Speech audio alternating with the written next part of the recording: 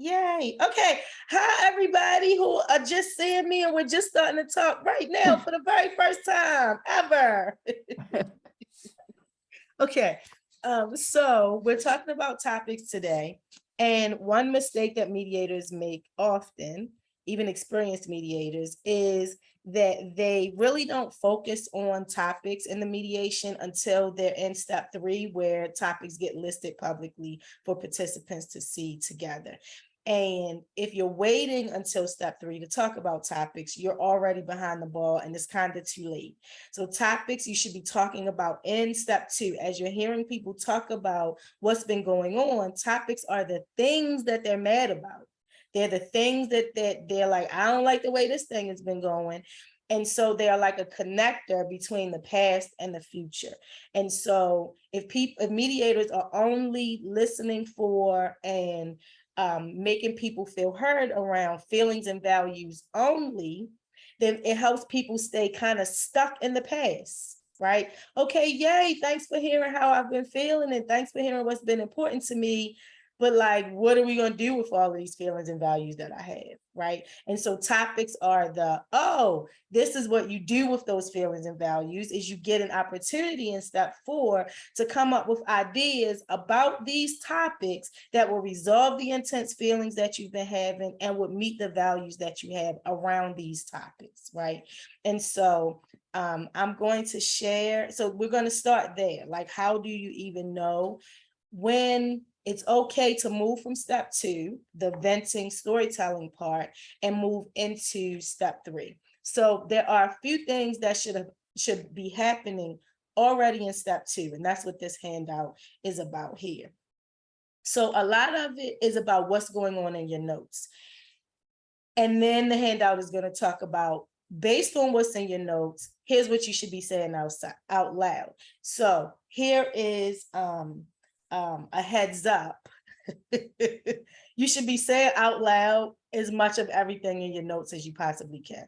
Another mistake that mediators make often is they'll be not doing a lot of reflecting and then wondering and blaming participants for why they reached impasse or why they seem to get stuck or why they kept arguing about things in the past, because the mediator reflected it 1 or 2 times. So they don't understand why people can't just let it go and why they don't want to mediate in good faith. Why would they just keep arguing when I'm reflecting these? I did this reflection 1 time, right? And not understanding that people need to hear things a lot of times, but they also need to hear their topics in there as well.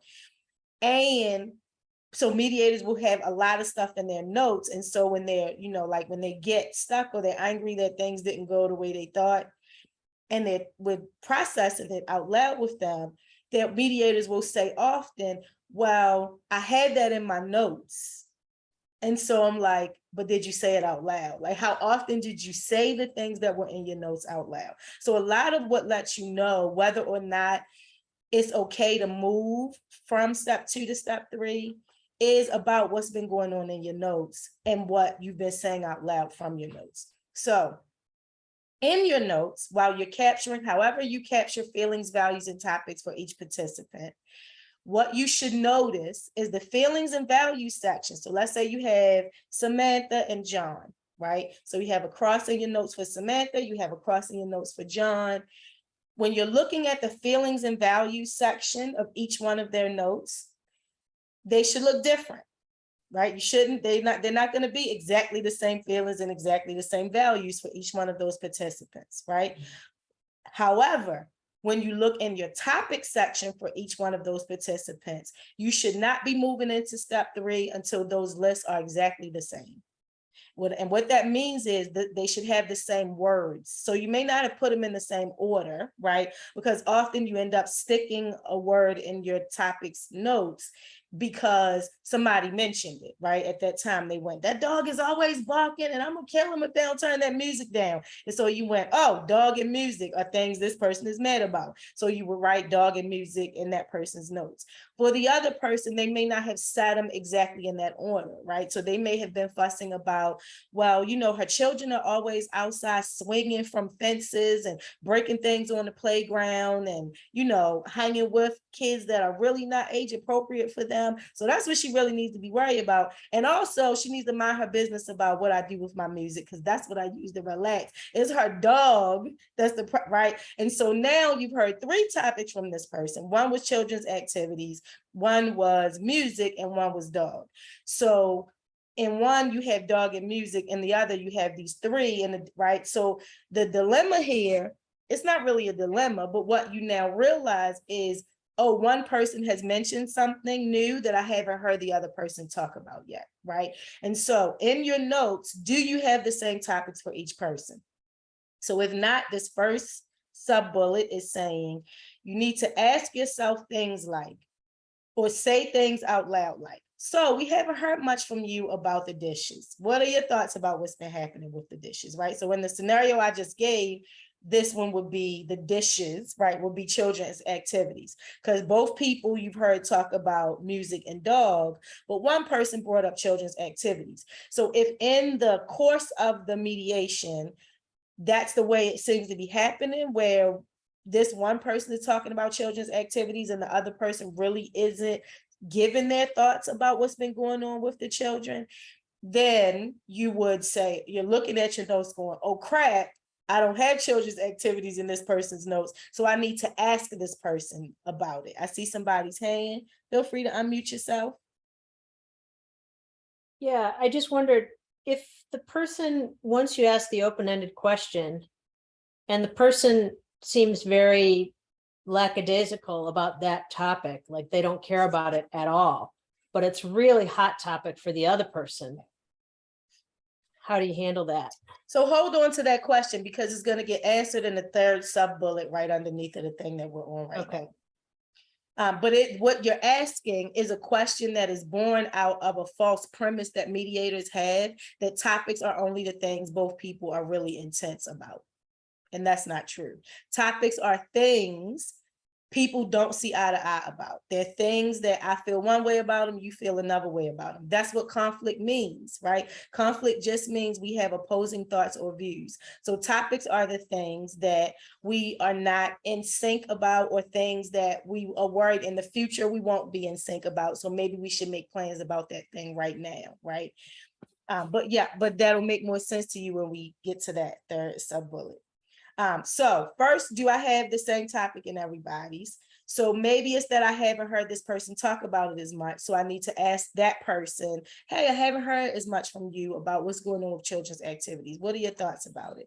And then that person is going to tell you, even if they're saying, well, I mean, I trust my children, and I see that, you know, who they're hanging out with. And although I wouldn't always I wouldn't maybe pick those people to be my friends, or I wouldn't have chosen those people for my children all the time, I'm not really, you know, worried that they're going to be out here doing illegal things or anything like that. Like, I think children have to learn and grow for themselves and make their own, right? So you can hear how this person is talking about children's activities, very different feelings and values than the other person has. But now, because you asked this person what are their thoughts about children's activities, you're capturing the feelings and values that they are saying about it in their particular notes, right? So they have trust as a value, they have comfortable as a feeling, proud of their children as a feeling, their children's freedom and autonomy as values, right? You see, that's what this person is saying about children's activities. The other thing you want to do to make sure that you have the same topics for each person in your notes is maybe you need to ask open-ended questions, because somebody did mention it, but only briefly, or only in response to what the other person said. And so now you're going, oh, I did hear them say this, so let me ask them a question about that. So for example, in the scenario that I'm making up right now, let's say that when one person was talking about, the children are doing things that's destroying property and being that, that they're not playing safely and who they're hanging out with, the other person only responded. So they said, well, you need to mind your business about my children. Like, what?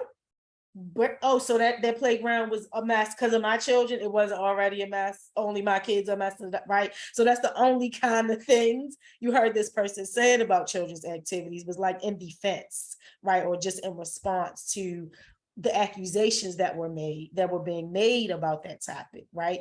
And so which wouldn't give you maybe a lot of feelings and values about their thoughts about children's activities. So this is why it's important that you're capturing the things that people are saying that would be good to unpack or ask questions about. So with open-ended questions, you're using them for things like, so I call some things bombs. So a bomb is something that is ugly, is sitting on the table, is ticking, because somebody said your children aren't being raised right, and you can tell by the things they're out here doing, right? So that's the topic is still children activities, but the bomb that got set on the table is your children aren't being raised right. Because are you talking about me and their mother? That's me you're talking about, right? So it's the mediator's job to go toward the heat and ask questions like, when you say the children are being raised right, can you say, what do you mean? What do you mean by that? What's that about for you, right? So that's a bomb that I'm unpacking.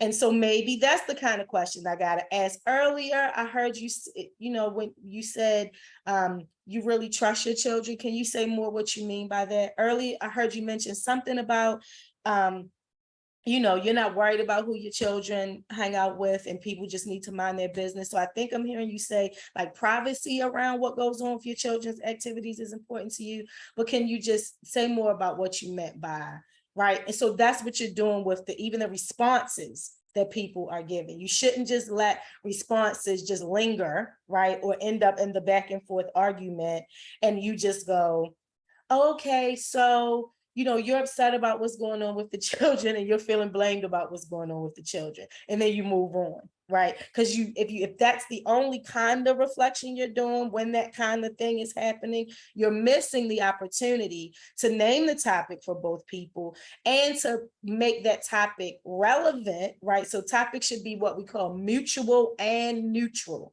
So mutual means that both people, when you say this word, both people would say, yes, that's one of the things I'm talking about. And neutral means the way you name the topic, both people would say, yep, I don't feel blamed by that term, right?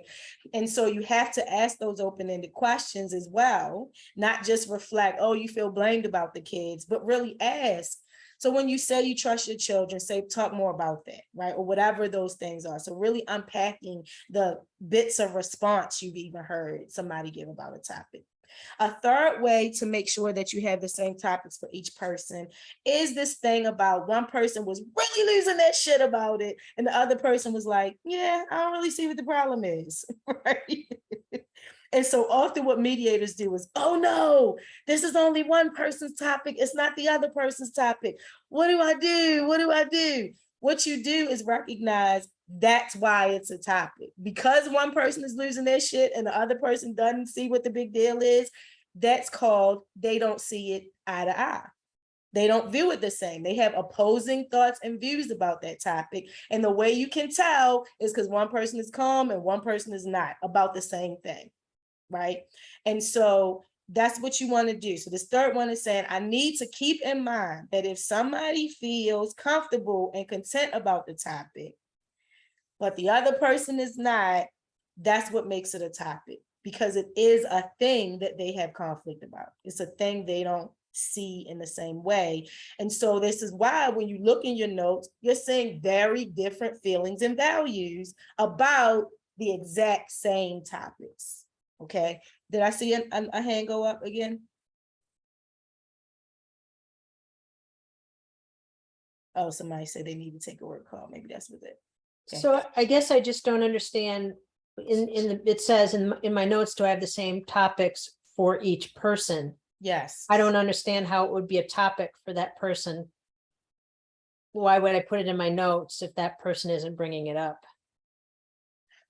Okay, so what the thing that I've been explaining is just because they're not bringing it up doesn't mean they don't have thoughts about it. Right?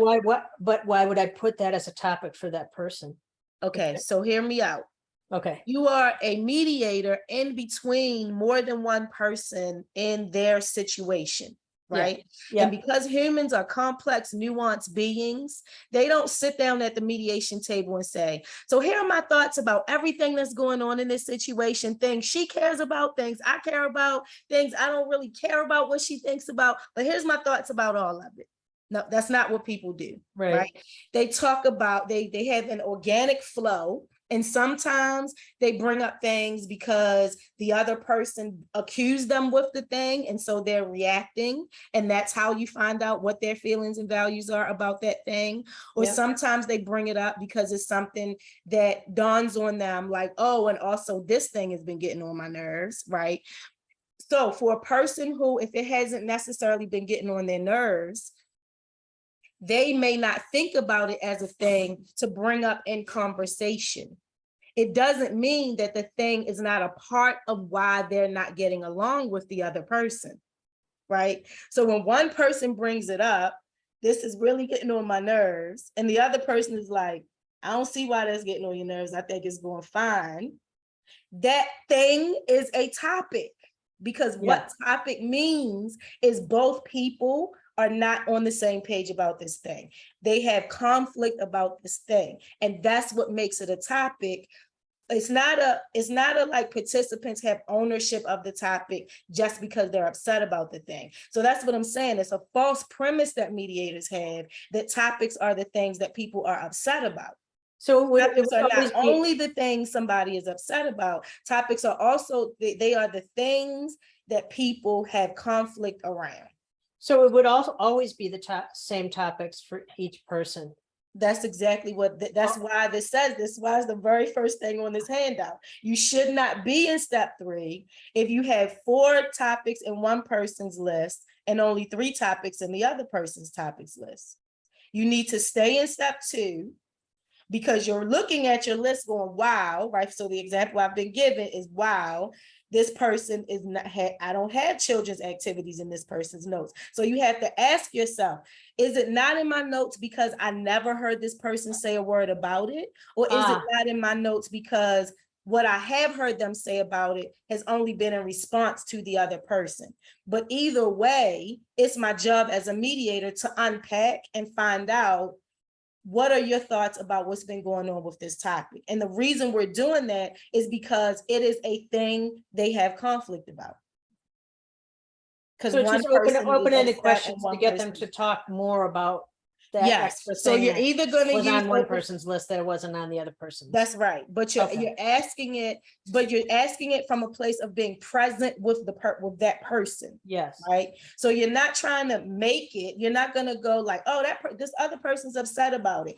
Well, how you feel about it? Why are you not upset? Right. It's not coming from that kind of energy. It's really there's a thing that's being talked about that clearly somebody's pissed about. And if it only takes one person to be pissed about it in our relationship, you know, like if I'm not mad about it, but you are, just because I don't realize I'm the problem doesn't mean that there's not a problem. You know what I mean? And so that's why the mediator is being present with each person. So if you're realizing the reason you haven't listed it in this person's notes is because they just never mentioned it, then you're going to be transparent and say, okay, so we haven't heard much from you about what's been going on with children's activities. What are your thoughts about what's been happening with that? And then they're going to tell you, and theirs might be more filled with joy and comfort and contentment and everything's fine, right? And so those are the feelings and values that you have for that person. You don't need escalated, intense feelings and values around something in order for it to be a topic, right? Or you're asking yourself, have they said something about it, but it's only been in response to the other person? So now the open-ended questions you're asking are things like, earlier I heard you say, people should mind their business about what your children are doing. So it sounds like privacy is important to you around children's activities.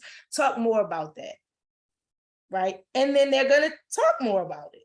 right? And so you're going to get, oh, it's not just that it's about privacy around what's going on with children's activities, but also they trust their children, and their children's freedom and autonomy is important to them. And they feel blamed and accused around things that's happening with the playground, right? So you'll hear more if you unpack whatever the little bit was they did say about the thing, even if what they said was in response to somebody else. Got it. Thank you. Yep. So that's one thing. So you're checking to make sure you have exactly the same words. They don't have to be in the same order, but do I have exactly the same words in the topic section of my notes for each participant? Now, do each of my topics pass every point on the grinder? And am I sure that none of the topics are values? So now I'm going to put this topics grinder handout on the screen so that we can make sense of this next bullet.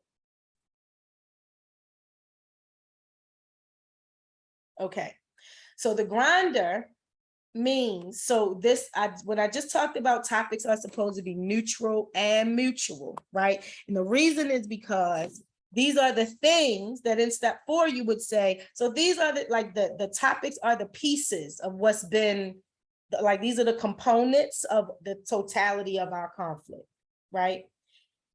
And so in step 3, we're listing those things publicly. And in step 4, we're asking them, which one of these things would you like to make plans about?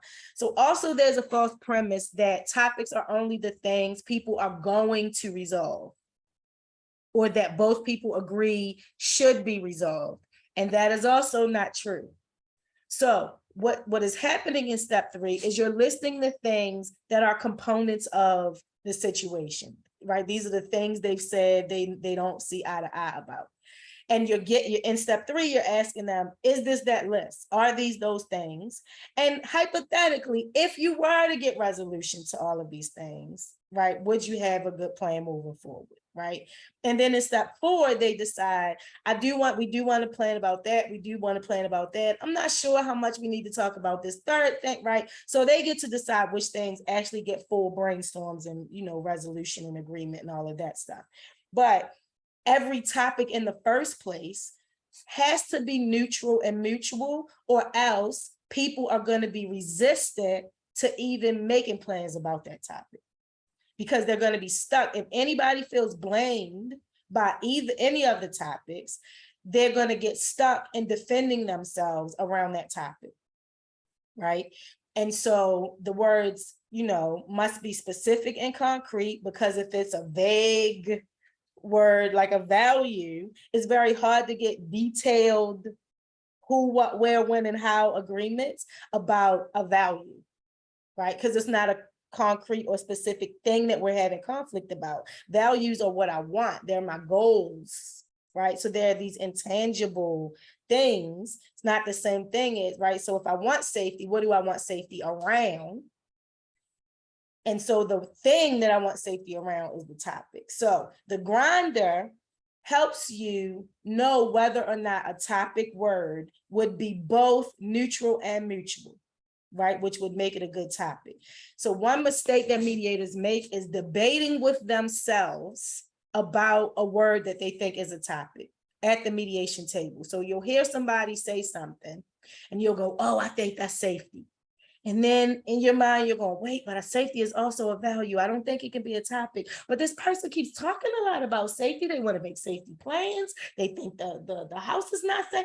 It's got to be safety. Safety has to, maybe this is the one time that safety is a value and it's right. So while you're doing that, people are still talking at the mediation table. So you have missed at least 45 seconds of conversation, which is a lot, actually. Like a big thing can get said in 45 seconds of conversation that changes everybody's understanding about what's even been going on, right?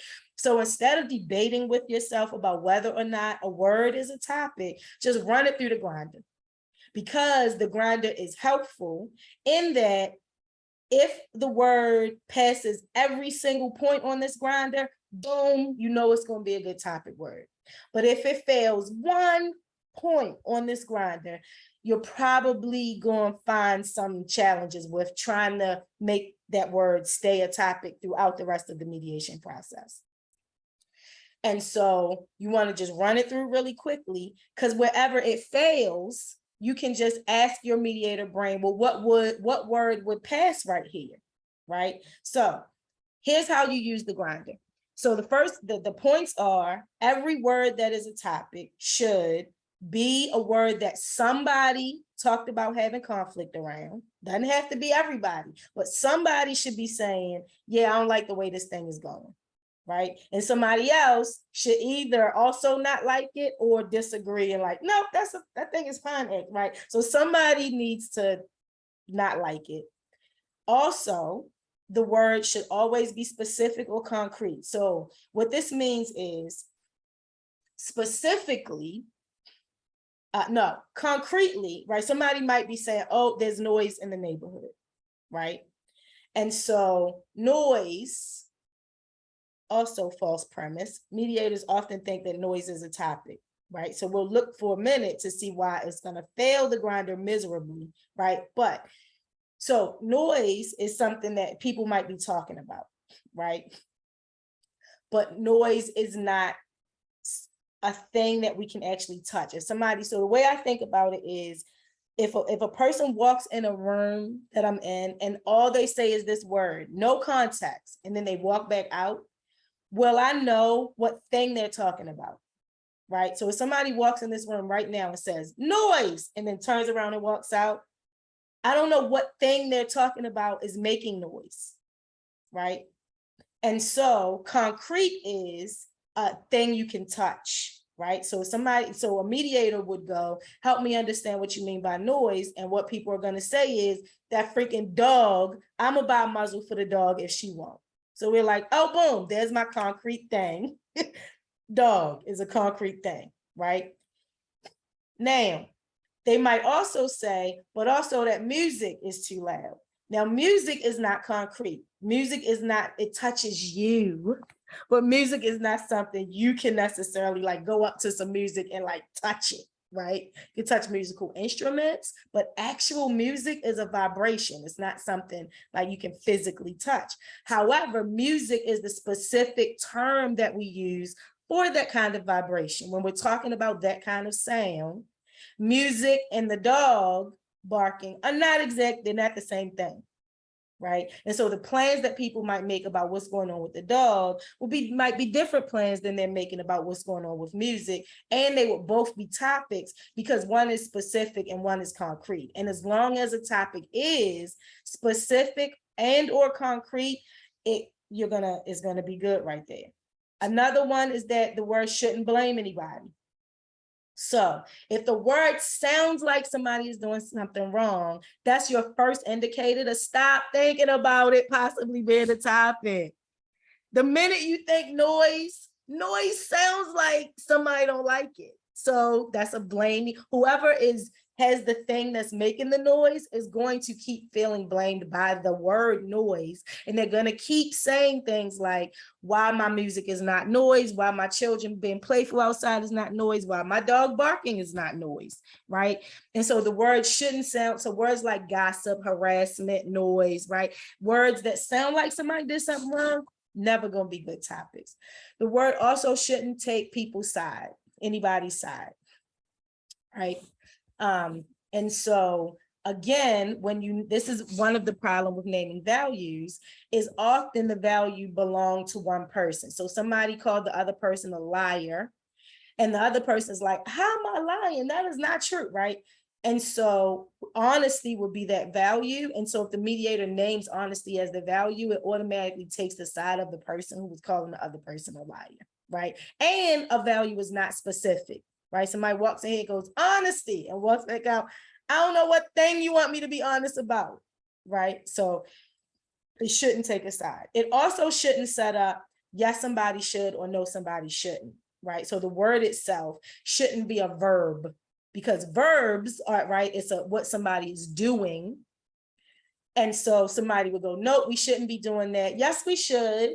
right? So if you're setting up that dynamic with just the way the topic is named, it's not going to be a good topic. So I want to go through so that we can look at these examples a little bit more specifically to help you understand each point on the grinder. So this first one, it should be something that people have conflict around, something they said. So you shouldn't be naming something a topic if people have not brought it up. Now, sometimes people are talking about things that they haven't named, right? So an example is if people are saying, so let's say there's a couple, and one person is saying, so let's say it's John and Kevin, right? Or a married couple.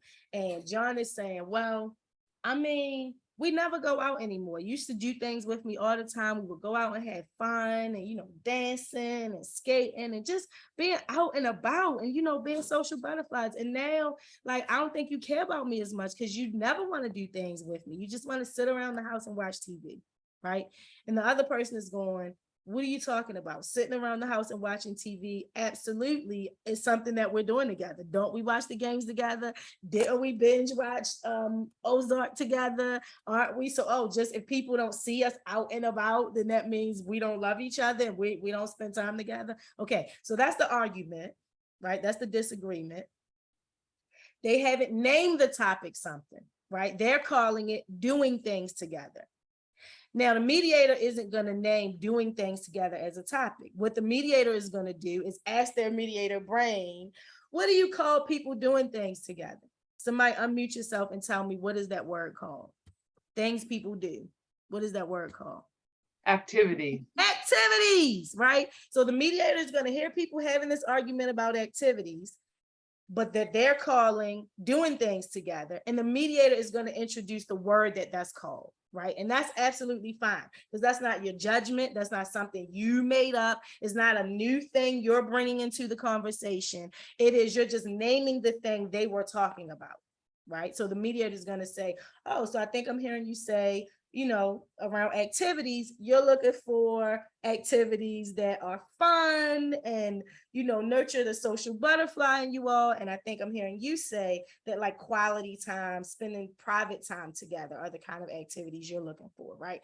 And so that's fine that the mediator names the thing. What is not fine is that mediators are naming a thing that nobody was talking about. Nobody has mentioned that thing even exists. So the example here is the argument is, well, you're always late for work. You don't call in to let people know that you're running late. Well, yes, I do. I called the supervisor. So my supervisor knew just because you didn't know that I was late and you didn't know that I was going to be staying, later because I came in late, I was going to be leaving later. That's not something I have to announce to all of my coworkers, right? So that's the argument. The argument is about what time people are coming and going back and forth from work, right?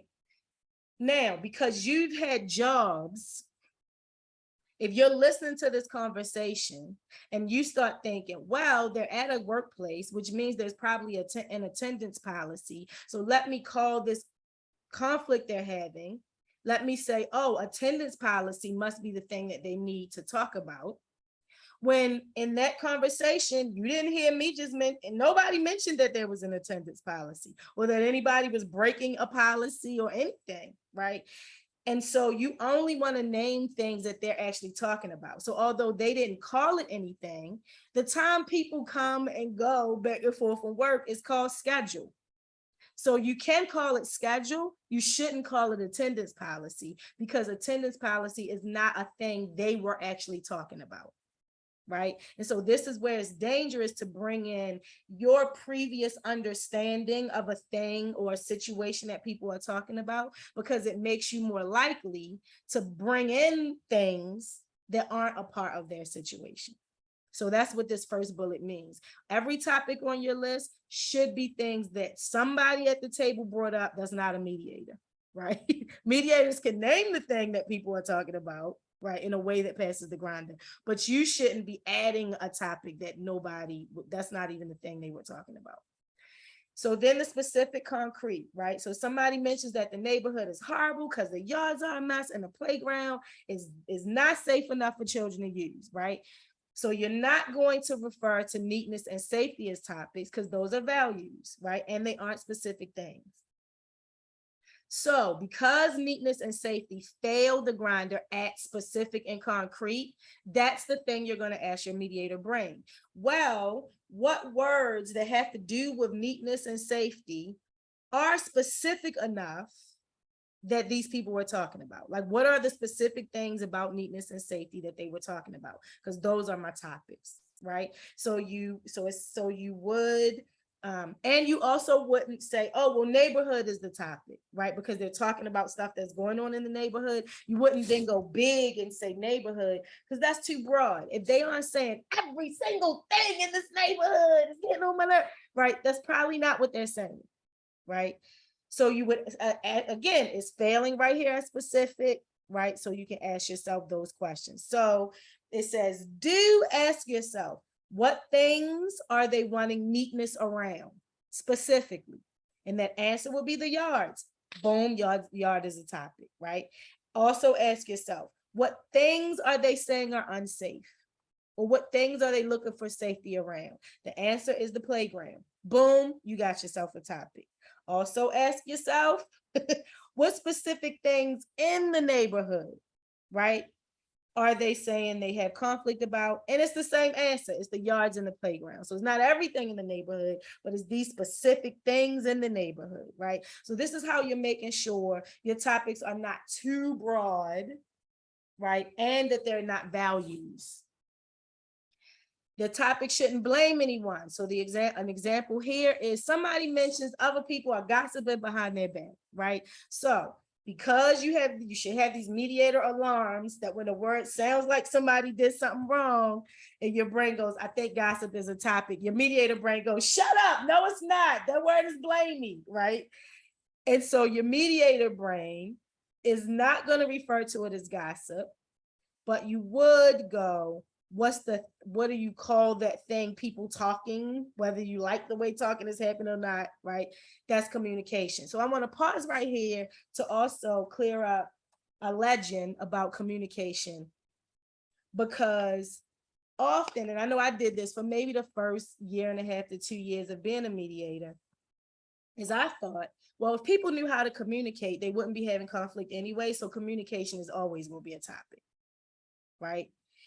And then as I kept mediating, I realized that the way humans realize they're even in conflict with somebody else is because there's a breakdown in communication.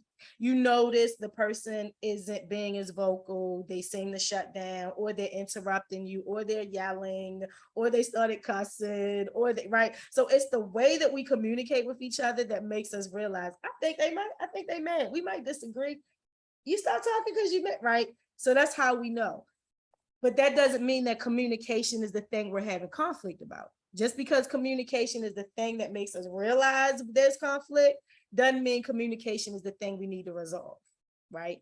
And so while in regular outside life, the word communication is used as like this catch-all that's very broad and includes a whole lot of things. Communication is not broad at all in your mediator brain. In your mediator brain, communication is the word you only use as a topic when in general people have conflict about the way communication is happening, right? So like this example, in general, people are gossiping.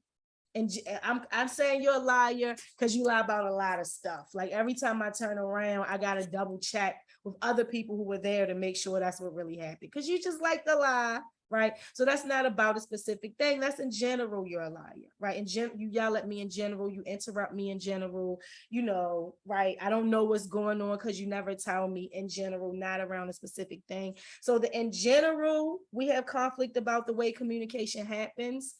That we call communication. But if there's a breakdown around communication around a particular thing, then the thing is the topic, not communication. So for example, siblings are arguing in the house and Jordan says to Kayla, well, you are always yelling at me about, walking the dog. And I keep telling you, I'm gonna get to it. Like I put it in my day when I'm gonna get to it, but you just come in and start yelling at me like I'm your child. Like, who are you talking to? You can't just talk to me like that. You're not my mother. And then Kayla is going, really, really? Because if I don't yell, you act like that's the only way that you hear me. Like you ignore me any other time I'm trying to talk to you about walking the dog. And then when the dog pees in the middle of the floor, I'm the one that ends up cleaning it up. But you don't want to be yelled at about it when that's the only time you pay attention to what I'm saying about the dog peeing all over the floor, right? So although you heard there's yelling and there's not being heard and there's don't talk to me like that, right? You heard a lot about breakdowns in communication, but what is the topic that they're talking about? Dog will be that topic. Very good, right? And so that is how you know the difference between if it's communication or communication about a thing, right? And which way to name the topic. But regardless, it shouldn't blame anybody, right? However you name it. Also, it shouldn't take anybody's side. So one example is somebody mentions that somebody else is rude in how they're talking to each other. So again, you're not going to say, oh, well, politeness is a topic, right? Because that's a value and it takes the side of the person who said the other person was rude, right? So you're going to go, oh, wait, rude in the way talking happens. Boom, we're back to communication, right? Example 2, people might be disagreeing about whether little Johnny should take ballet or play basketball, right? So mom is going, well, he's a boy and boys need to be assertive and aggressive and football will help him do that. And dad is going, wait a minute now. Boys also need to be disciplined and ballet would give him a lot of discipline and structure, right?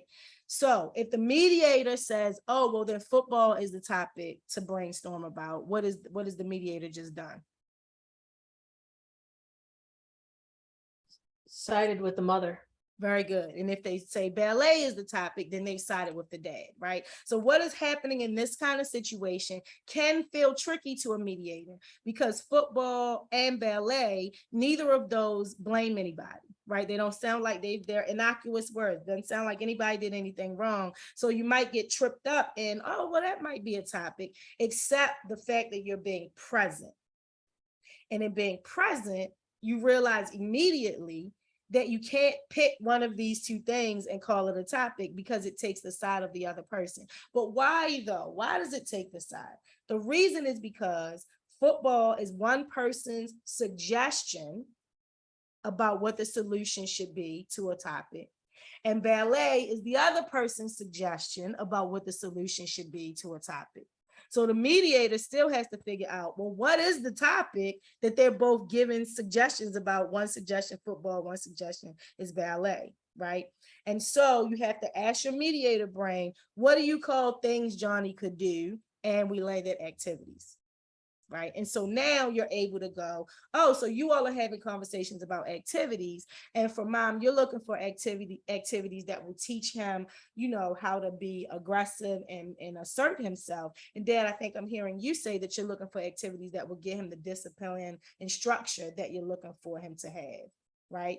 And so that way, they can think of all of the possibilities around activities that meet their needs instead of being limited around football or ballet is like the only things that could meet the different values that they have. All right, Raj, you raised your hand.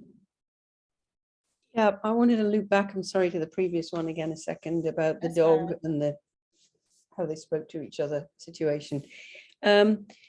Definitely the dog I get as a topic, but it also sounded to me like you were saying in that example that when we're having a conflict, you talk to me like I'm a child, or you come in yelling, and there were issues around the actual way in which they communicated as well. But it was how you communicate with me about the dog is what the person was saying. That person wasn't saying in general, you yell at me. They were saying, you yell at me and talk to me like I'm a child about the dog being walked, and I'm not a child. You're not my mother to be talking to me like that.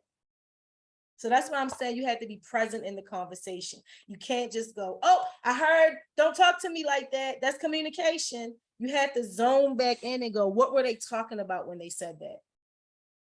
right? Because it wasn't just in general, you talk to me about a child, like a child. The thing they were talking about at the time was what goes on with walking the dog. Okay. And so that's why I preceded all of that by saying you're always going to hear people talk about breakdowns in communication. In every mediation, you're going to hear that there was interrupting, or somebody felt ignored, or somebody felt belittled, or somebody was yelled at, somebody, right? There's generally going to be, well, how come you didn't tell me that sooner, right? There's always going to be something about communication that broke down. And that's how people realize that, right? That's how we know it's conflict that's happening. But that doesn't mean that communication is the thing to be fixed. So if they make plans about not yelling at each other in general, that's still not going to resolve why the dog is peeing in the floor, which is the thing that makes her yell at him in the first place. Right? It's because the dog didn't get walked. So it's the thing that's causing the yelling, the screaming, the cussing, the interrupting, the belittling, the ignoring. What is that thing that makes us go there with communication? That thing is what, if they resolve that, then they'll find something else to yell about, maybe, or they won't, because now I don't have a reason to yell at you, because the thing that made me so mad, we've now resolved. But if what they were talking about was, you're always lying to me, well, you never listen to me. That's communication. Yeah. Right? Very good. Right? So you can hear the difference in that, right? So it's the mediator's role, though, when you're hearing that kind of thing happen in step 2, that you're unpacking it. You're not just going to assume, oh, that's communication because they're saying in general, but you're going to say, so when you say he never listens, what can you give us some examples? Like, what kind of things are you talking about? When you say, you know, she yells at you in general, can you say more about that? Right? Because you may hear they're really only a few things that the yelling and stuff happens around, and then those things suddenly become topics. It's also possible that they have some topics, and communication in general is still a topic. You know what I mean? And so it's up to the mediator to, when you're hearing people say things, that you don't just assume, oh, we can stop right here, right, with really understanding that thing, that you're unpacking all of it, even if you think you understand it, right? Because like, oh yeah, I get what that means, but do you get what they mean by it and their experience with it, really? And if there's any room for understanding that better, ask a freaking question about what they said in an open-ended way. Yeah. All right, so I'm now at the, it does not set up what someone should or shouldn't do. So the example here is, people are disagreeing about when, how often, etc. the house should be cleaned. So you're not going to call it cleaning the house, right? Because cleaning, if the mediator goes, oh, so cleaning the house is a topic, it sets up, somebody could say, yes, we should be cleaning the house, and somebody saying, no, I'm not cleaning the house, right? So you want to name what is the thing that they're talking about, not what you think people should be doing with the thing. Also, not what the thing has been doing. So for example, this is why we never call it barking dog, right? We call it just dog, not what is, or loud music, right? We just call it music. Because if you put those adjectives or qualifiers in front of the word, all of a sudden it sets up a, yes, the dog should be barking, no, the dog shouldn't be barking. Yes, my music should be loud, no, your music shouldn't be loud. You see what I'm doing there? So this is why it shouldn't be verby, and there shouldn't be any adjective-y things going on, right? Just name the thing that they don't, somebody doesn't like, right?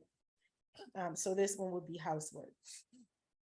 Questions about how to use the grinder before I go back to the, how do I know if I'm ready to move into step 3? And if questions dawn on you, feel free to pop them out. Okay. So we just went through that grinder, because this is one thing that has to happen before you get into step 3. It's real cute that, because people get real excited. Oh, I know what the topics are. That's no big whoop. You might hear the topics in the first 10 minutes of conversation. In real life, just because people are saying the things that they're saying about what's been going on, you might get clear, like, oh, they're talking about the dog, they're talking about music, they're talking about, right? You might hear the topics in the first 10 minutes. That doesn't mean it's time to move into step 3, right? So this is, so one of the other things that are happening is passing every point on the grinder. and none of them are values. And so in order to make sure everything is passing the grinder, you have to be staying in step 2 to ask questions, to unpack things. And this is why you're saying topic words in step 2 too, is because it helps you to find out which topics you came up with that somebody might have a visceral reaction to, and you might need to figure out another way to name that thing, right?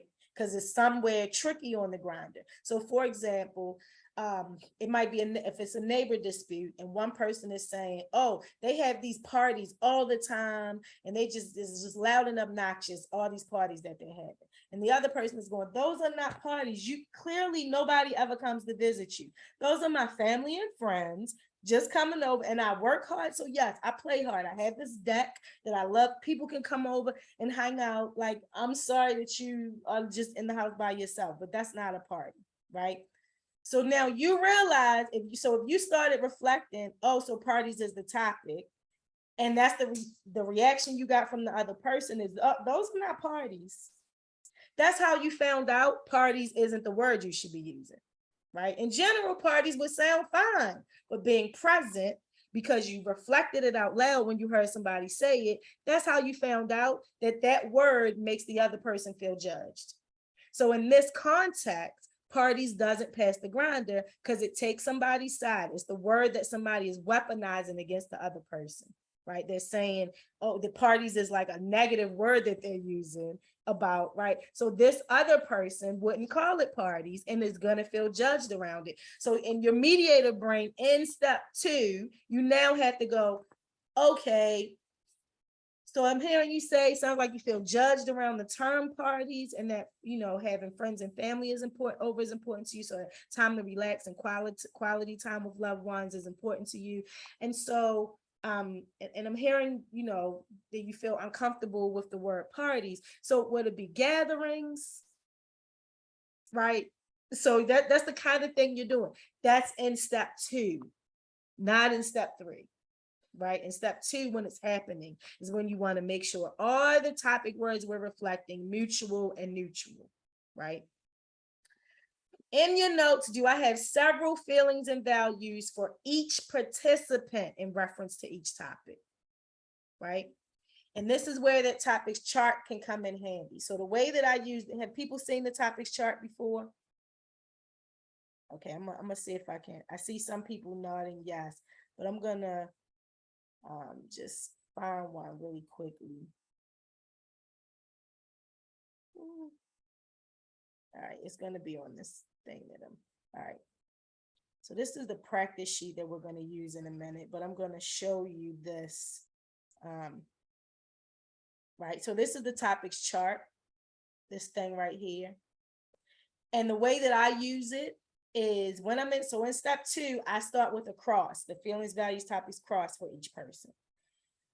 And as the mediation is going on, as I get clear about what topics are, but I'm feeling like I might not always know which feelings and values went with which topics, then I just start using this chart so I can get clear about which feelings and values go with each topic.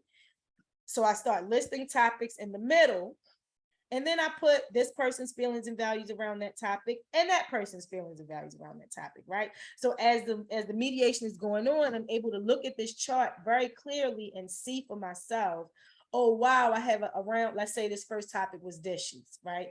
Oh, wow, around dishes, I have a lot of feelings and values for Lisa, and I only have 1 or 2 feelings and values for Sam.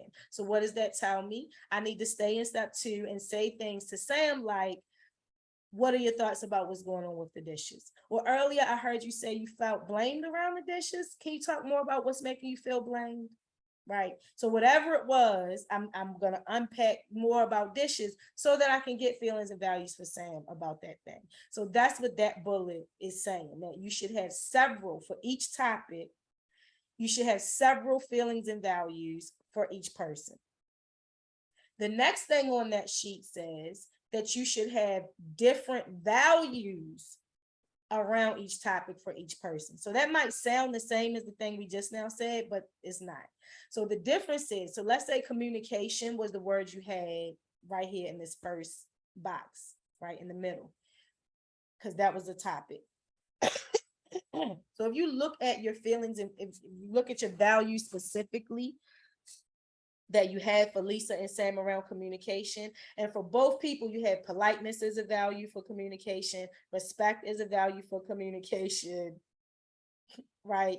And courteousness, right? So it's exactly the same feelings, and they aren't differing values. I mean, values. They aren't, you don't have any differing values around communication. That means you have not heard the conflict yet. Right? That means that you may have heard them both talk about respect, but they probably didn't mean exactly the same thing. So an example might be that Lisa is going, the way you talk to me is ridiculous. You shouldn't be yelling at me. That is not how friends talk to each other. It is not respectful. You shouldn't be yelling. You shouldn't be cussing, especially in front of other people. Like, it's very like everybody starts turning around and looking like, ooh, look how she's talking to her, right? And it's just, that's not how you should be talking to me, right?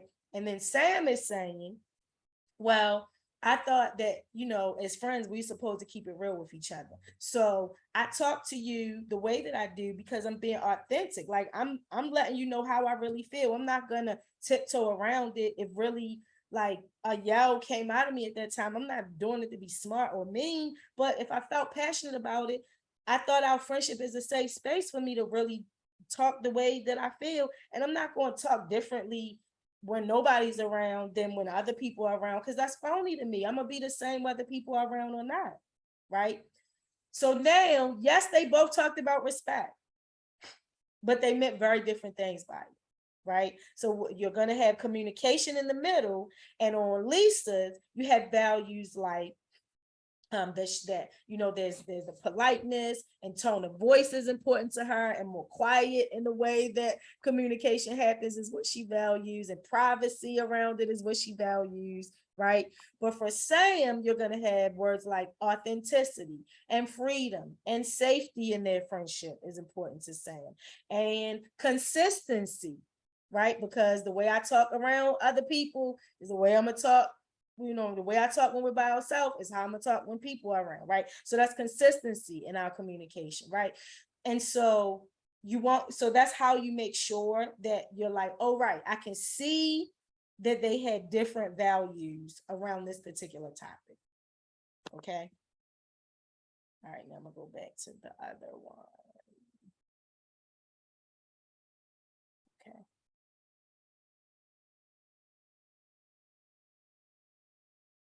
Okay, so I just grabbed that one, right? The different values for each.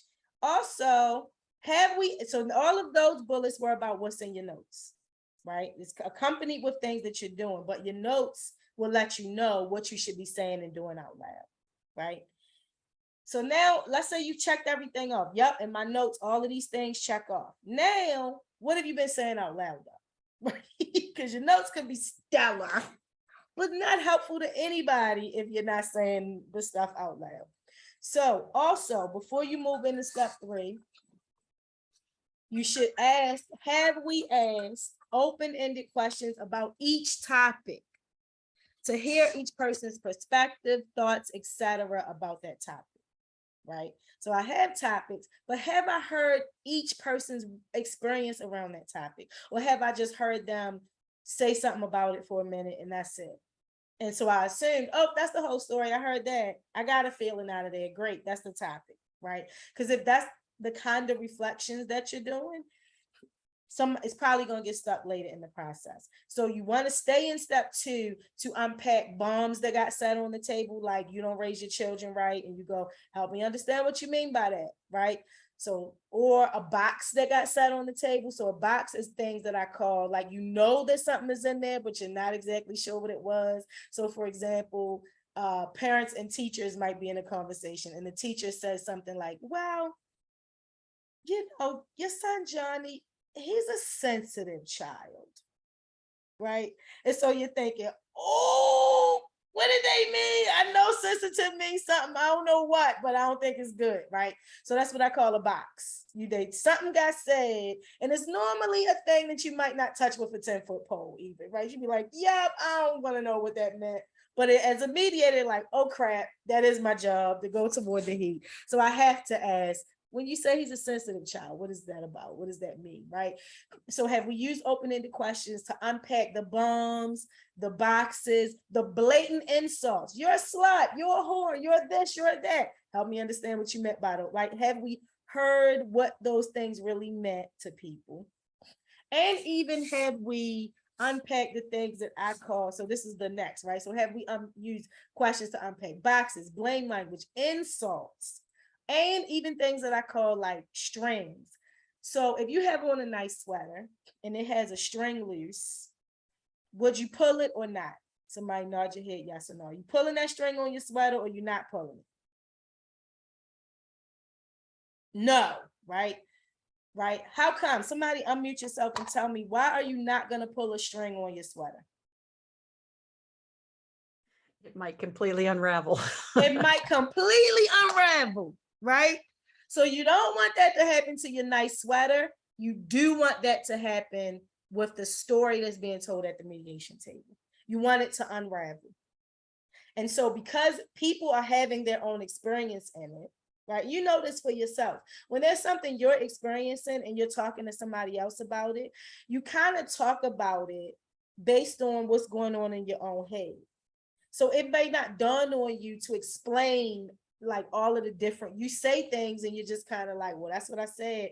You're not really thinking about, do people really get or understand what that means for me? So people leave strings all around the mediation table. And a lot of times mediators don't realize that they can pull those strings, right? Mediators hear people say things and go, oh yeah, I got that. And so they don't pull the string. So for example, a mother and her adult son are living in a house together.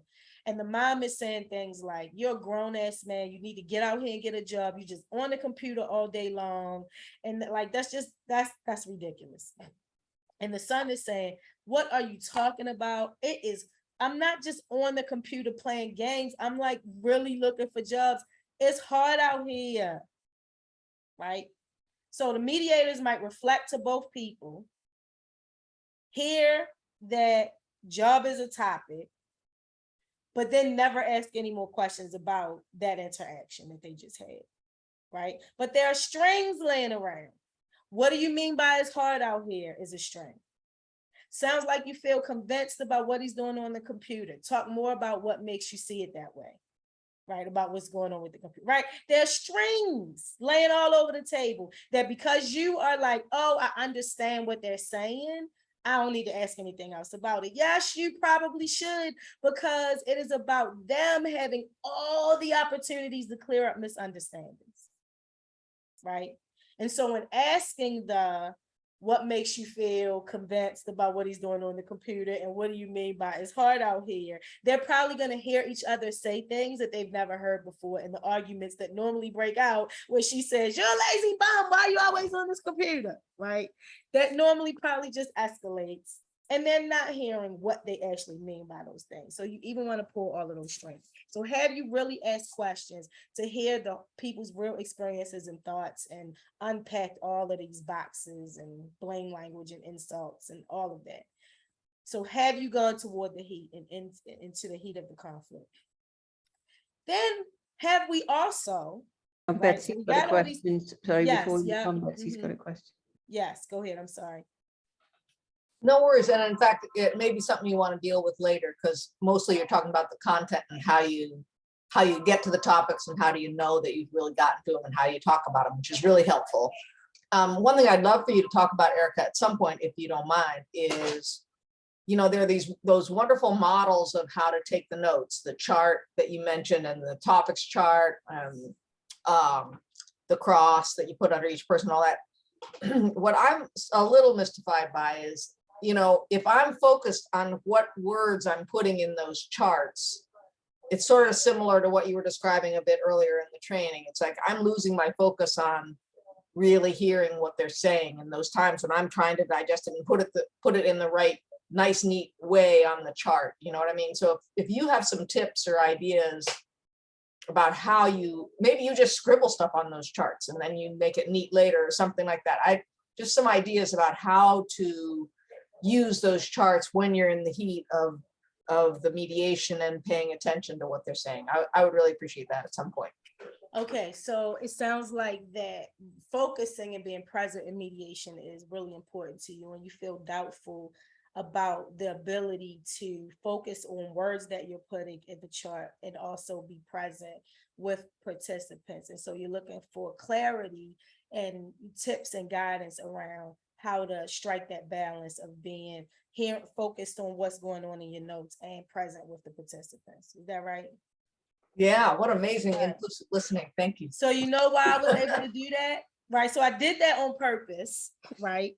And I wasn't even taking notes while you were talking, but the way my brain now works, because I've practiced since 2001, so 21 years at this point, I have practiced while people are talking, asking myself, what emotions do I hear? What values do I hear? What topics do I hear? What emotions do I hear? What values do I hear? So I'm doing that while you're talking. And that concept is not foreign to human beings. You know why?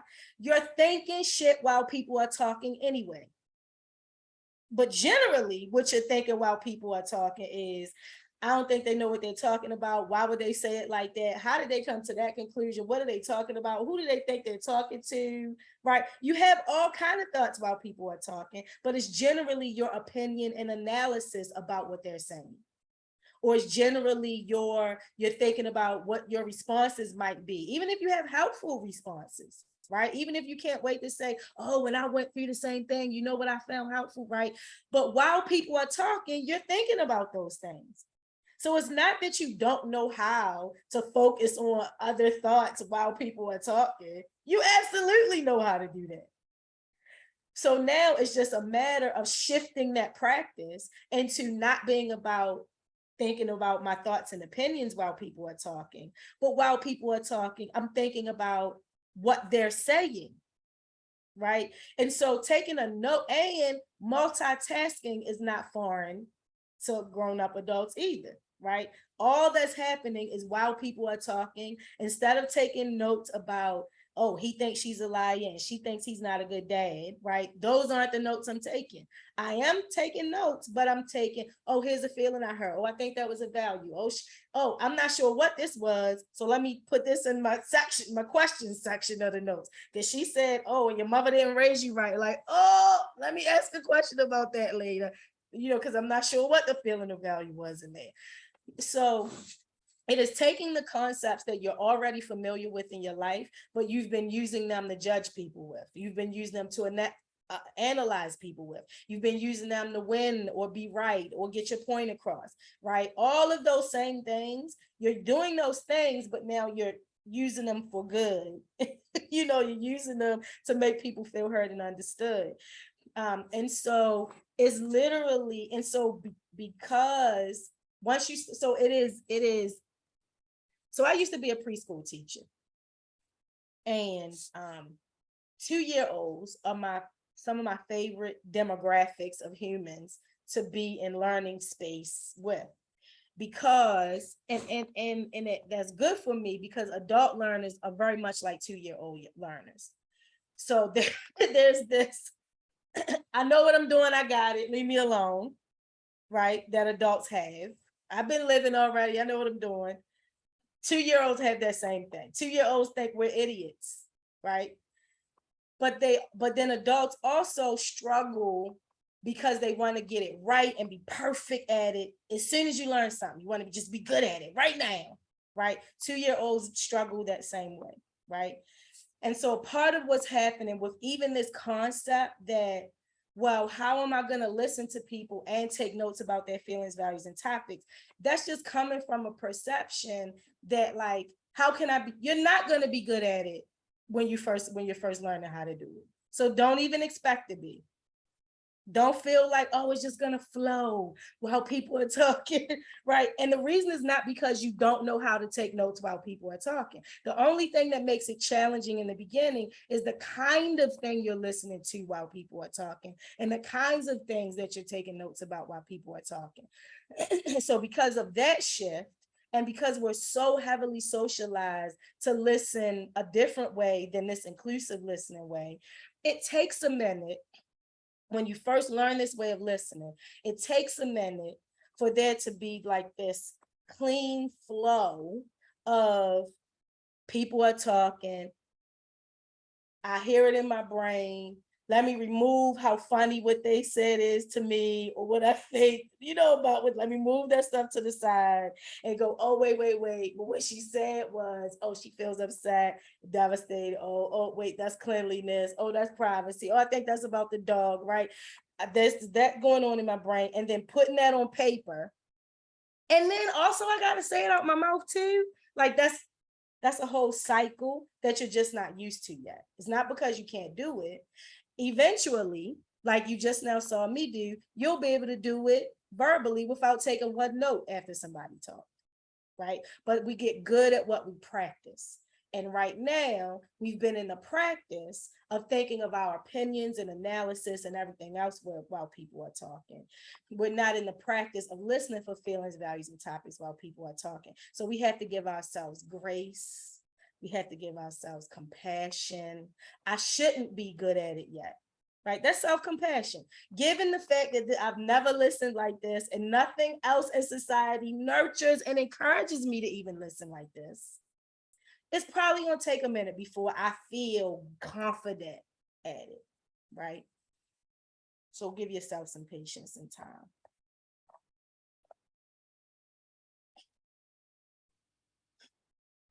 But I would say that a tip for it, because I realized I just gave a real good TED talk about it, but not really many tips. So a tip would be, so what I do is what I just did while you were talking even, right? I'm listening to what people are saying, and I'm literally like going, is there a translation from any of these words that the person is saying? Do any of these words translate into feelings, values, or topics? Right. So for example, anytime I hear, like as soon as you hear somebody say, I can't believe you did that, I put shocked and surprised. There are two feelings right there, boom, in my notes. I don't even know what thing they're talking about, they can't believe. But what I do know is if I say out loud, so I think I'm hearing you say you feel shocked and surprised about what happened, they're going to say, yes. Right. And so I'm listening like that the whole time. And because that's what I'm listening to, so I'm human, right? So let's say I keep listening and go, I can't believe you did that. You came over in my lawn and you just with a bottle, you were spraying something. And then a month later, all my roses were dead, right? So now I'm in my mind going, what happened? There was a flower conspiracy. Like, what is going on? Right. So in my mind, I'm entertained. I got thoughts about it. I do want to know what was in the bottle. Did you do it on purpose? Right. I got all these questions and thoughts. But all of these things that I'm thinking are not feelings and values expressed by the person. And that's what I'm constantly doing that in my mind. I'm hearing what they're saying and I'm going, oh, was that? Oh yeah, that was a feeling. Oh, there's a value. And then when my entertainment, my opinions, my whatever about what they're saying comes in, I notice that those things are blocking my vision. Like they're in my way from really hearing what the feelings and values and topics were. So I'd say to my own thoughts, you know what? I'll play with you later. I just move them over to the side. Yes, it is funny that something happened with these flowers, but that's not what this lady said, right?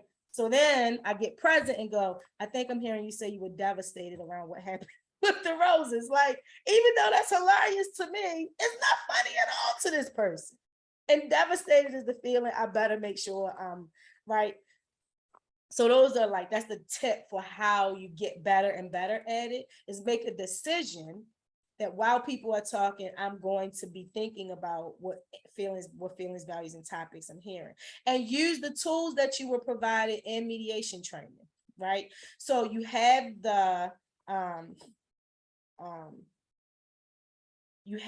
feelings and values cheat sheets, right? That you should always have out on the table while you're mediating.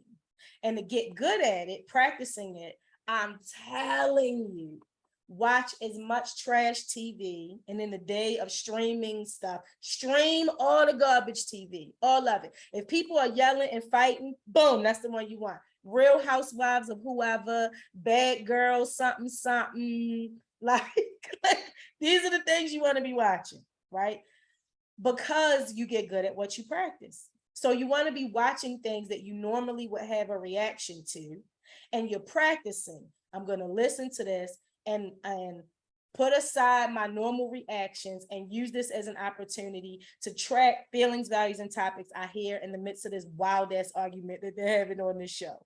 The ridiculousness of it all, I'm putting aside because I'm focused on feelings, values, and topics, right? And then practice turning the volume down and saying those feelings, values, and topics out loud, right?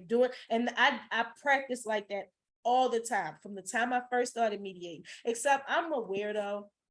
So some of it was the stuff I watched on TV I would practice with, but it's mostly, I know that I'm very judgmental and opinionated in regular everyday life. So all of y'all give me so many opportunities to practice. Like, am I judging somebody right now, or am I listening? So what I do often is when I'm out in public and you can just overhear people's conversations, I pay attention and I just grab a feeling of value while I'm in the elevator with people. So I overhear their conversation and I go, oh, he's nervous about that meeting he's about to go into because of something he just said to his coworker before they got off the elevator, right? So that was all I did, but I practiced listening to somebody's feelings right in that moment, right? So, or like if I'm in the supermarket and a kid is some 5 or under human is yelling at the adult human. I hate you, mom. You said I could have the candy. You lied. You wouldn't let me do it. And I know that I hit that girl, but she started it, mom. So you should still let me have the candy, right? Normally, I would judge that child and say they need to be punished. Let me take them with me for a minute. I'll fix them. They will never disrespect their mother by telling them that she's a liar and they hate him again, right? Normally, I would judge it, right? But if I'm practicing that same incident, I'm now standing in the line, listening to this kid go off on their parent, and I'm thinking, okay, so candy's a topic. They feel justified about what they did and hitting the little girl. They're looking for follow through from the parent about the candy. You know what I mean? Like they feel betrayed.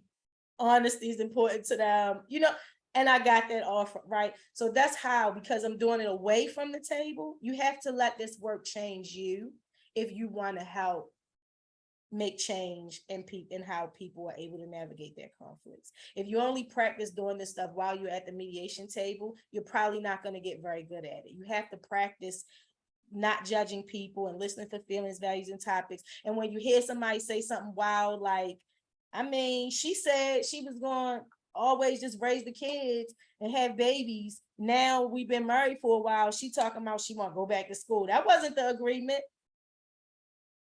Normally I have a question for that. Like, what is wrong with you, sir?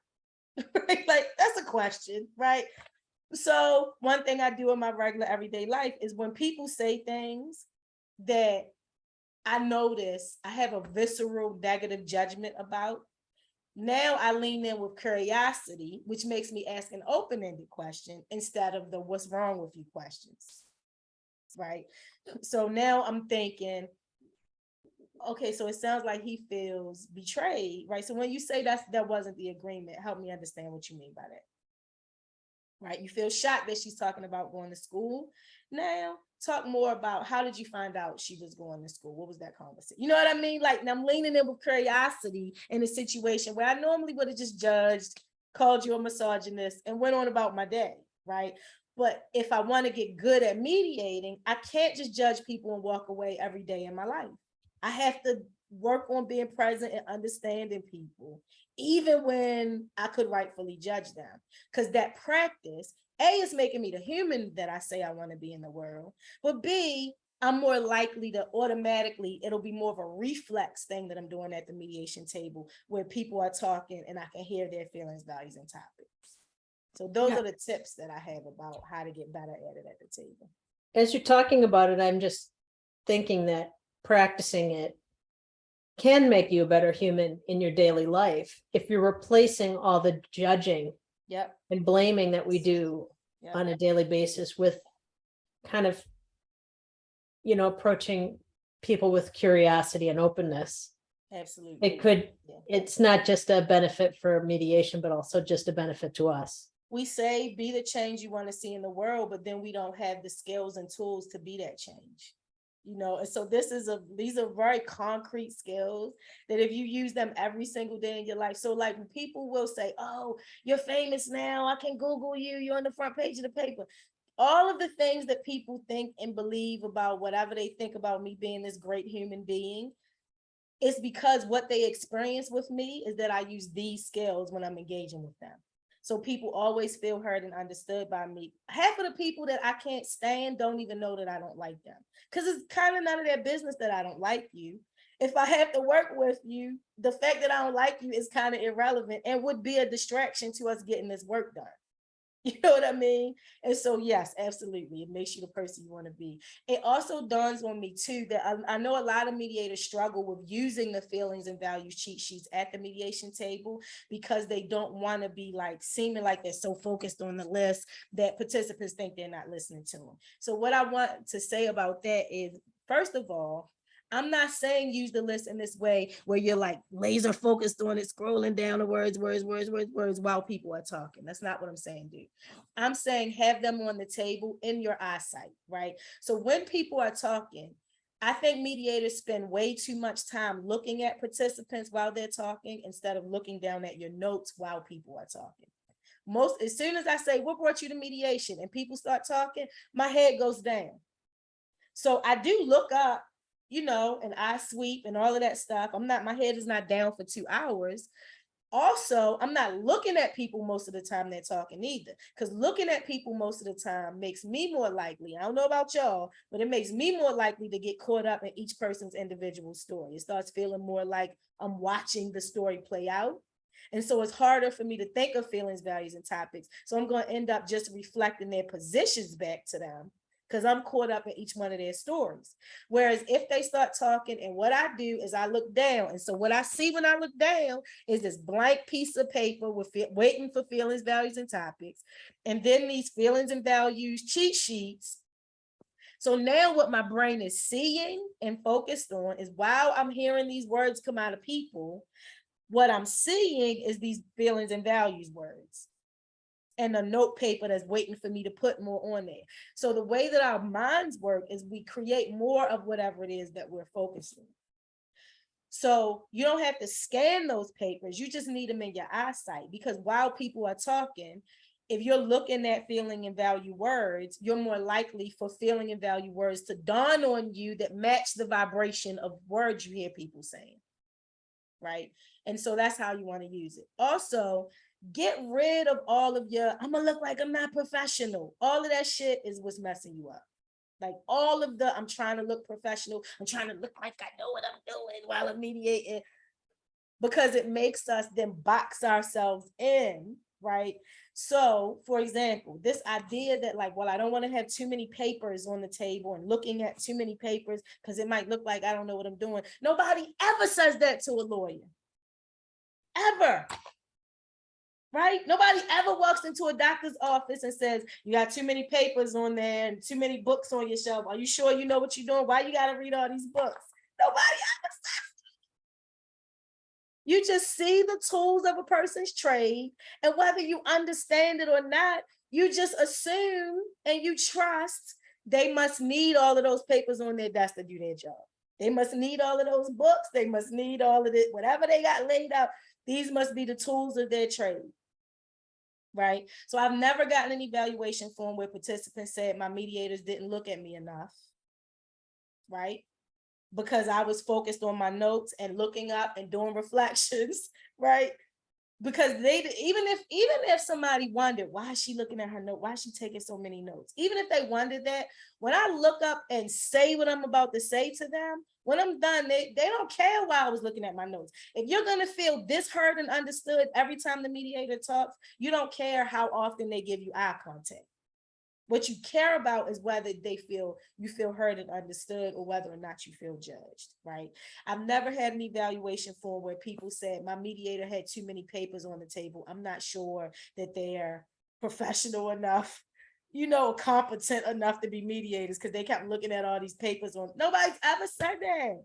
If you don't act like it's a big deal, if you act like, you know what, these are the things I need, I got all my stuff in order, I feel good having all my tools around me, then people are not going to freak out about it if you're not freaking out about it. Somebody put something in the chat. Let me see. Okay, had to take a work call. Thank you. All right.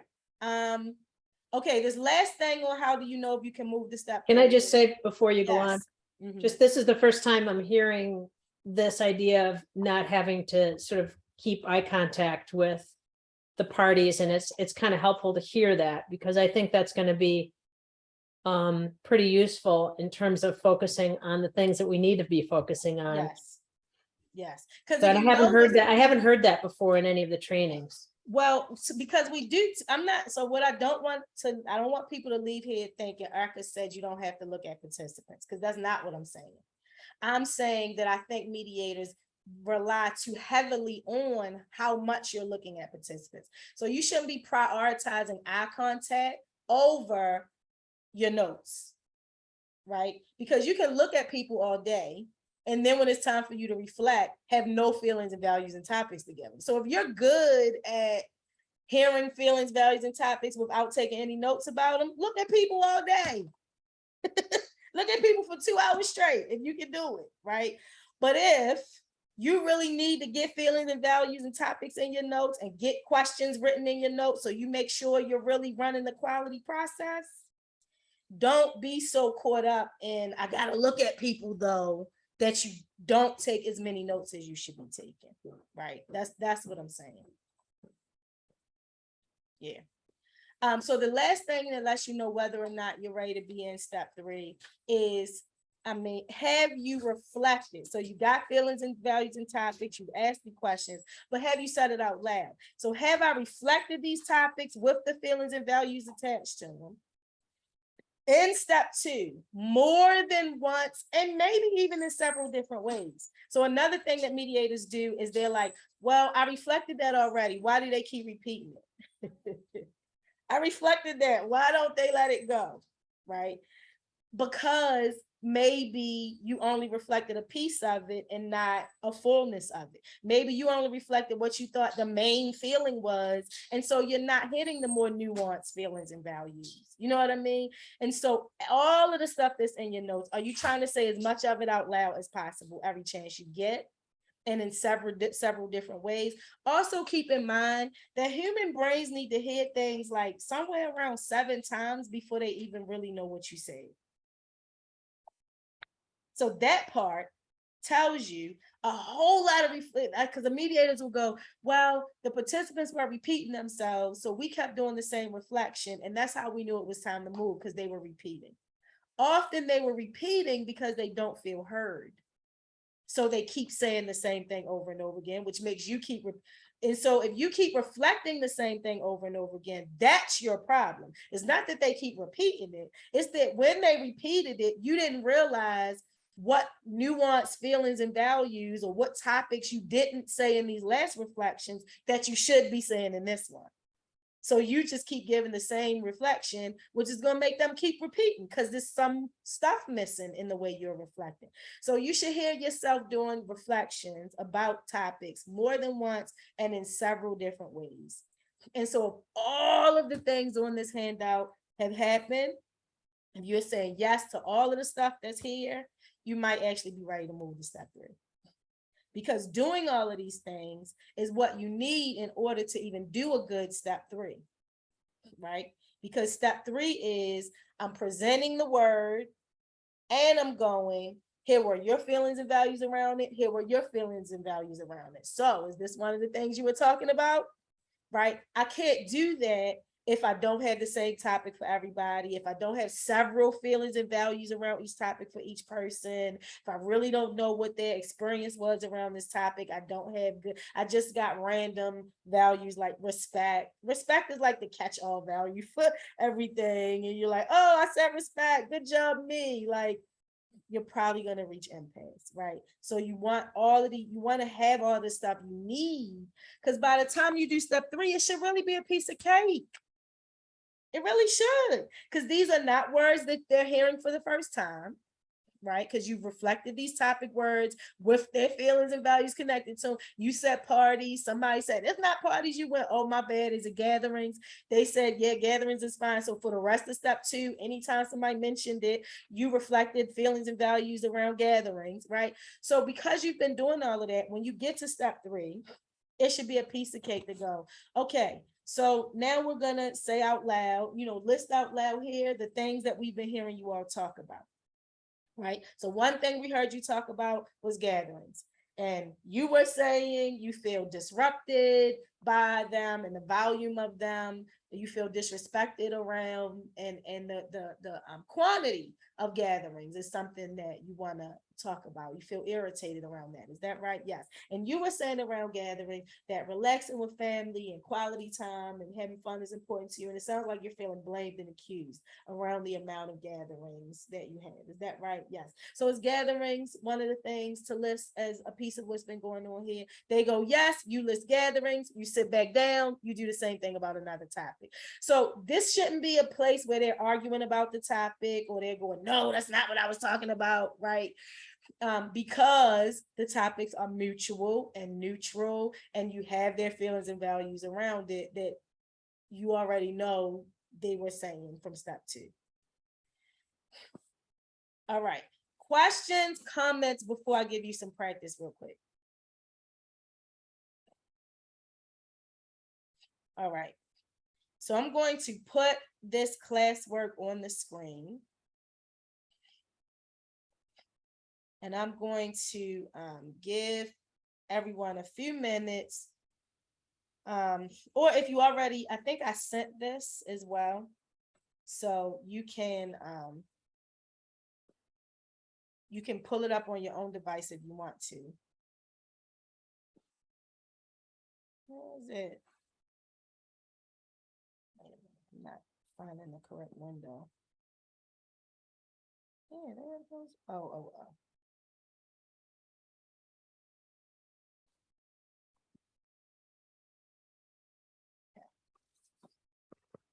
So what you're going to be doing is this is a conflict between Lisa and Sam. And so Lisa's venting, Sam is venting. And what you're going to do is list what the topics are in the middle, right? And this one is really cool because the tip, wait a minute, I'm going to make this a little bit smaller so people can see the whole thing. It's giving you a heads up because there are only 3 spaces for topics, which tells you there are only 3 topics that got mentioned in this one, right? So there's a, you got a gimme right there. So put the topics down the middle, make sure the topics pass the grinder, and then put Lisa's feelings and values and Sam's feelings and values as much as you can around them. Okay. And then in a few minutes, I will check in and see what you got so far.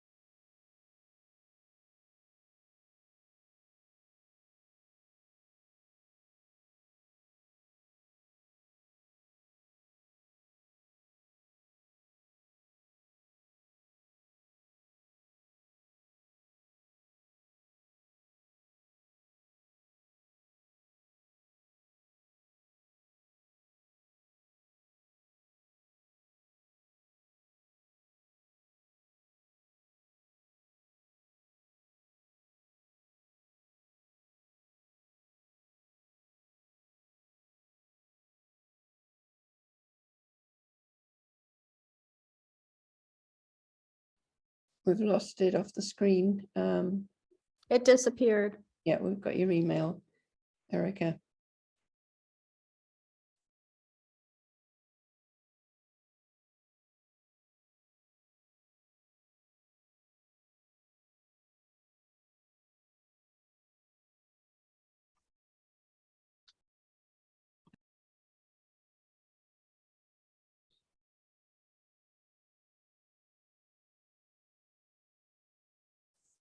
Thank you.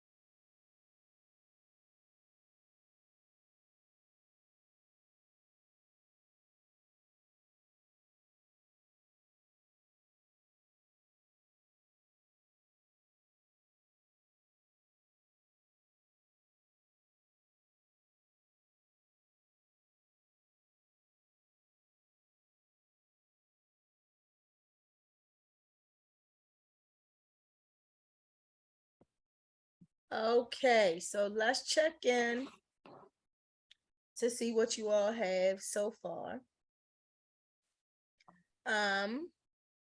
So let's start with what I'll put the answers in the chat. So let's start with what topics you got. Housework, Okay, very good. So housework is definitely a topic. What else? Homework, Yep, homework is a topic. Good. And what else? dinner for the children. Dinner, very good. So housework, homework, and dinner are the topics. Very good. Okay. So let's start with Lisa.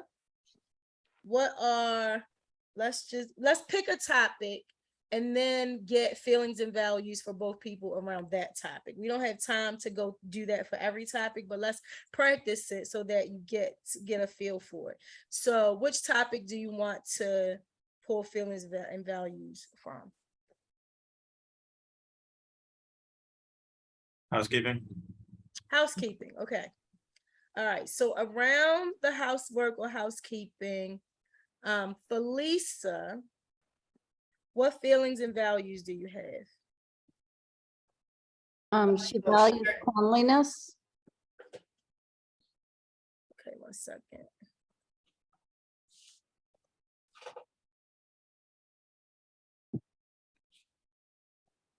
Okay. So cleanliness is a value. Shared else? responsibility. Shared responsibility, yep. Oh, I can't spell. What is going on? Cleanliness. There we go. Okay. Cleanliness, shared responsibility. What else? Feeling burdened. Burden, Feeling- very good. If I don't do it, it's not going to get done. Yep. I think maturity is a value because Unsupported. Maturity, very good. What did Lisa say that tells you maturity is a value? well, a couple things. She said, since you're my husband, I expect you to be a grown-ass man. Right. So what she's right, right.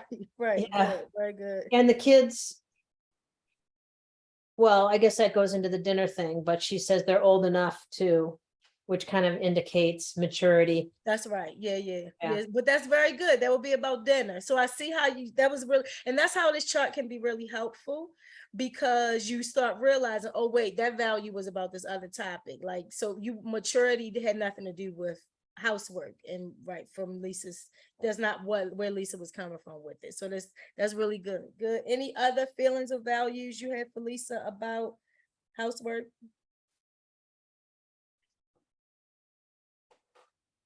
We got a lot of values. Give me a few more feelings. She's exasperated. Exasperated. Good job I- not saying frustrated. I said pissed off, Pissed. Nice. Revulsion or disgusted. about the Disgusted is condition. really good. What did you say before disgusted? Oh, revulsion. Revulsion. Revulsion. Okay, I'm not sure that that's an emotion, but disgusted would be that feeling, Okay. right? If I'm I guess revolted is a, I think there's an element of guilt in there too. Like she feels like I don't know if I captured that right, but she's feeling like she has to play the bad cop. So it's like there's this feeling of like you know, okay. So when you got, I'm not sure so how to you're, express you're that. grabbing, but no, unless I come home and play the bad cop, nothing gets done. Yeah, Okay, so what you just, resentment. She doesn't like that she has to play the bad cop. she doesn't like it, right? So you know there's definitely a feeling attached to it. It's not, so she's not saying anything that's a clean translation to guilt necessarily. So you would have Yeah. to read into it to go. I said oh, resentment. I think that might be resentful, definitely. Yeah. She definitely feels resentful of having to do it. And this is also, somebody said burdened earlier. So this is where burdened is a good feeling to pull from, that statement, like, no, if I don't do it, like nothing is going to get done if I don't play the bad cop. Pressured, burdened, resentful of having to do it. So I think those are really good. Yeah. Okay, let's go for Sam's. Feelings and values about housework. Disrespected. Good. I said offended. Mm-hmm. Stressed Big. out. Disrespected. An accused? What'd you say? Is he not accused? He Also, definitely feels accused and blamed. Yep. So if you Huh. have words like that, yep. Criticized. Yes, nice. I don't know if I'm spelling it. Critic. Pressured. Oh, I can't see the box in there. There we go. I don't know if I spelled Controlled, criticize right, but y'all say it again. controlled. Hmm. Oh, I got you. So what is it that he said that makes you say that? Like, not we're saying not it's your not good. slaves, you're not Yeah, very ruling good. anybody here. But like, Nice. she's trying to, so he's feeling like being controlled. Mm-hmm. What are values? We got a lot of feelings. What are some values you hear? Can be coming? vague, can be- Relaxation, Yeah, You say it again. relaxation. Relaxation. That's right. Yes. What else? He's an looking equal for, voice. he's looking for acknowledgement. Right. That I'm not just sitting around doing nothing all day. Good. What else? I heard you say something. Eric. Like an equal voice, equality in the relationship. Okay. Values respect.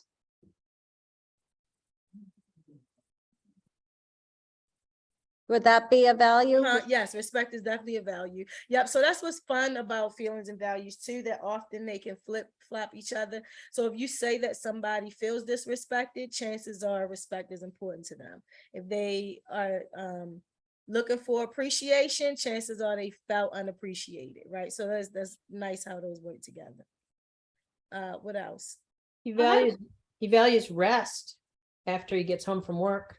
Right, so that's the rest and relaxation. Good. What about this? If I want to come home and take a load off before cleaning up my house, I can do that. Ownership. Ownership, nice. And what are some things he values in relation to the kids? Like, you're going to turn them into a panic pile of nerves. Why do they have to worry about every little thing? They good, great, right? What are some of those values? that's Nurturing. coming up there? He wants them to be nurtured, so nurturing. So that these nurturing is kind of vague in relation to, like, it doesn't, what nurture what, right? So what is he saying he wants for the kids? Calmness in the Independence. home, like Calmness, very good, right? So if he's saying that she's turning them into these little, then like, what does he want for them instead, right? So their peace, their calmness, their mental health, their, right? And for them to feel appreciated around the work that they're doing, he's saying they get really good grades. Like, why should they have to worry about it? Yep, Nancy. So, but children are not the topic. It's schoolwork and dinner, correct? That's right. Oh, I'm sorry, because we're talking about housework. You're right. I got excited. So what I just No, now 'cause said I was was about confused 'cause homework. You're right. You're right. I'm Only sorry. because I had child rearing as a topic, and I don't think child It's rearing not. That would be. not a topic. It went You're past right. gender. Mhm. So all of the things that I just talked about in relation to the children, their panic pile of nerves, I think that was about homework. Yes, those would have been his values and feelings around homework, not about housework. So you're right. Mhm. I Is it- wondered That's about good. chores as a topic as well. So we call it housework on purpose. Housework is not different from chores, right? So once you named it housework, that's the one you're going to go with. The reason we intentionally don't use chores is just about the conditioning of our society, especially when it's a conflict that involves parents and children, because chores is kind of loaded and it has the energy, because of the way we use it in society, it has the energy of the thing. Chores are a thing that people in more authority kind of assign and hold accountable to people who don't have as much authority. Not that adults don't do chores in the house, but in general, that term is a hierarchy kind of isn't word. also because chores is like a way to settle housekeeping. Like it's not the It is. That's a really the good most point. essential, yeah. That's a really good point. Chores is generally like, okay, well, let's assign chores and that's how we'll deal with housekeeping. Oh, that's very good. So chores is a solution to the topic, given the way that we use the word. That's really good. Because chores can be a noun or a verb in that way, I think. So that's really good. Good job. Good job. That was good. Good job. Yeah. Okay, so it's 3:01. I'm gonna not hold you all forever. But are there any, before we leave, are there any lingering questions or comments about topics that you really want to get answered before we pop Well, off? one thing that occurred to me was that the homework stuff, she didn't talk that much about it. And so that might be an area to ask more open-ended Absolutely. questions. She mentioned a little bit about it, vented a lot about other stuff, right? Yeah. Whereas then he said a lot about the homework stuff. Right. Not as much about other things. So that's good. That's a good example of, you heard somebody touch on it. So I think what happens for mediators is they go, well, I didn't have any questions for that person because they didn't talk about that thing at all. So did they not talk about it at all? Or did they talk about it so briefly that we really got to think about, well, what did they say about it that I can ask a question about? Because often it's more that than that they just didn't say anything about it. Yeah. One thing I also wondered, and I just wonder if this was right, that he seemed relaxation or being relaxed about it and not getting anxious about things was sort of covered over several topics. I mean, he didn't want the kids. Yeah, so to be- calmness and relaxation. So right, so because he's saying I should be able to just come home and relax and not Right. have to jump right Kids into. But shouldn't he's be also saying about the anxious. dinner, right? I Right. mean about the education. Why they shouldn't be a panic pile of nerves. They shouldn't have to worry all the time. So you may find that like calmness and mental stability and peace are his values across several different topics. Yeah. And that's absolutely fine. Yeah. Thank you all so much for joining me.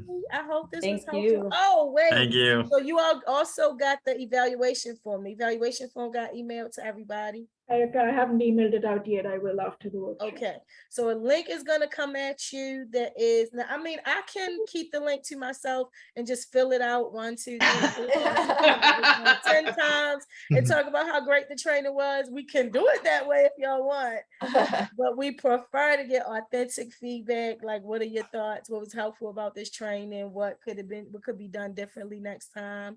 So please, when you get that link, take a few minutes. It's a Google form, so just take a few minutes and fill it out, so we can improve and make sure we're providing what people need. Thanks, Erica. Yeah. It's nice to see you in person instead of just in the Bye. videos. In We the see email. you Oh, nice. Nice. Nice to be seen, alive and well. Thank y'all. Have a Thank good rest you. of your day. Bye. Thanks again. Bye-bye. All right. Bye-bye.